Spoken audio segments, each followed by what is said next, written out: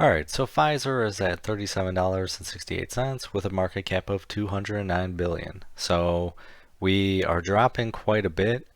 We definitely saw this run up as an issue of buy the rumor, sell the news, and we're now seeing the effects of there's really no more rumors right now, and we're kind of getting in a reality where there's so many outstanding shares with Pfizer. It's very hard to move the stock price up, and for us to only reach $42 after this, um, there's a big reality setting in for people that thought there was going to be a huge run up, and I wouldn't be surprised if we keep going down.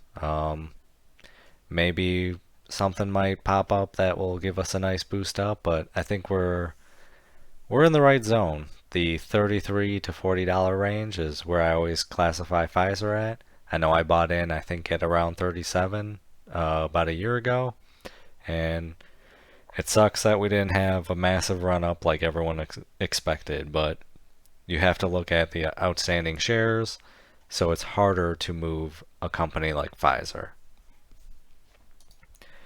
So in today's news, Pfizer says millions of vaccine doses are ready, but says shipments were cut. And there's a lot of news articles popping up about Pfizer right now, and it's having a lot of issues because it's in the spotlight right now. It's kind of our savior with Moderna, and it's interesting because Pfizer said it's not having any production issues with COVID vaccine, and no shipments containing the vaccine are on hold or delayed. His company says it has completed every shipment the US government has requested. We have millions more doses sitting in our warehouse, but as of right now, we have not received any shipment instructions for additional doses. The company also noted that in the past, it shipped 2.9 million doses of the vaccine it developed with BioNTech in what is widely seen as a breakthrough in the nation's fight against the coronavirus.